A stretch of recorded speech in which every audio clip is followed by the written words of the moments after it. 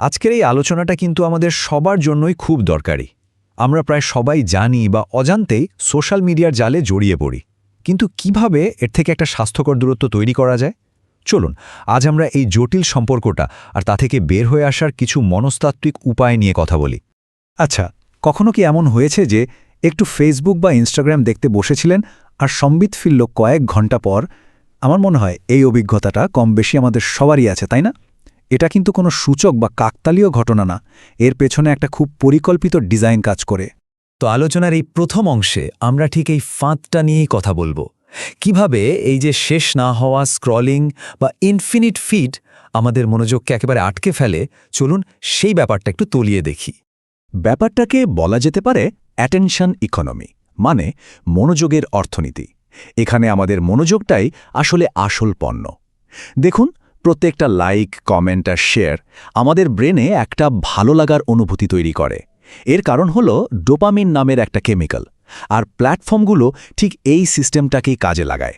ওরা এমনভাবে সবকিছু ডিজাইন করে যাতে আমরা এই ভালো লাগার অনুভূতির জন্য বারবার ফিরে আসি। কিন্তু এই যে সারাক্ষণ সবার সাথে কানেক্টেড থাকা, এর জন্য আমাদের একটা মানসিক মূল্য দিতে হচ্ছে। আর এই প্রভাবটা এতটাই গভীর যে অনেক সময় আমাদের চোখের আড়ালে থেকে যায়। এর মধ্যে সবচেয়ে বড় একটা কারণ হল ফোমো বা ফিয়ার অফ মিসিং আউট, মানে কিছু একটা মিস করে যাওয়ার ভয়। এই ভয়টা আমাদের মধ্যে এমনভাবে কাজ করে যে আমরা বারবার ফোন চেক করতে বাধ্য হই। মনে হয় যেন এই বুঝি লগ অফ করলাম আর দুনিয়ার সবচেয়ে জরুরি ঘটনাটা ঘটে গেল, যা আর জানা হলো না। আর ফোমোর সাথে চলে আসে আরেকটা জিনিস, সোশ্যাল কম্প্যারিজন বা সামাজিক তুলনা। ব্যাপারটা কি? আমরা তো আসলে সোশ্যাল মিডিয়াতে মানুষের জীবনের সবচেয়ে সেরা এডিট করা মুহূর্তগুলো দেখি, তাই না? আর অবচেতনভাবে নিজের সাধারণ সাদামাটা জীবনের সাথে সেটা তুলনা শুরু করে দিই। এটা মানুষের একটা স্বাভাবিক প্রবণতা হলেও সোশ্যাল মিডিয়া এই আগুনটাতে যেন আরও ঘি ঢেলে দেয়।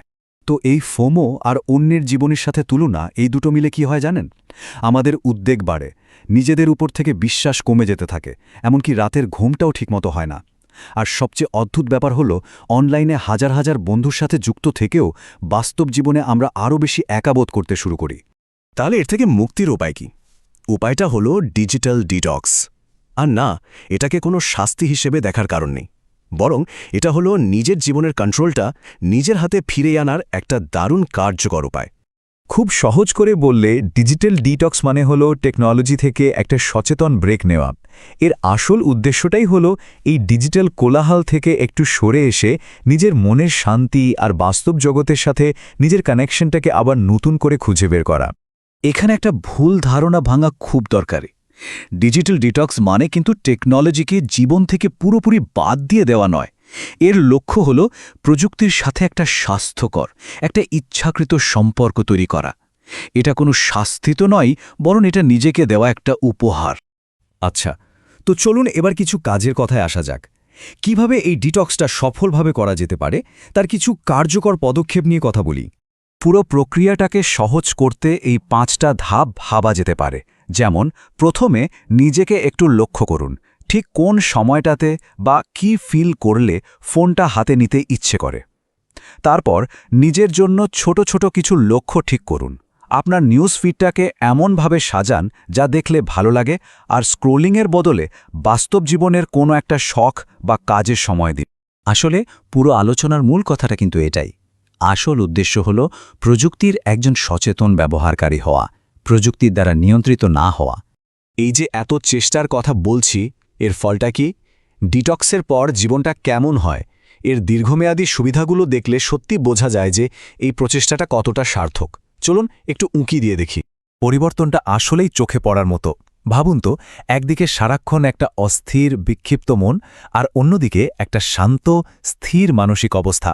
মনোযোগ বেড়ে যায়, কাজের গতি ফিরে আসে, আর আমরা জীবনের ছোট ছোট মুহূর্তগুলোকে নতুন করে উপভোগ করতে শিখি।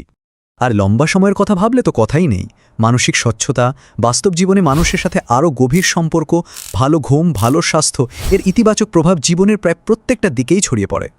তো এই সব কিছুর পর প্রশ্নটা কিন্তু আমাদের নিজেদের কাছেই ফিরে আসে।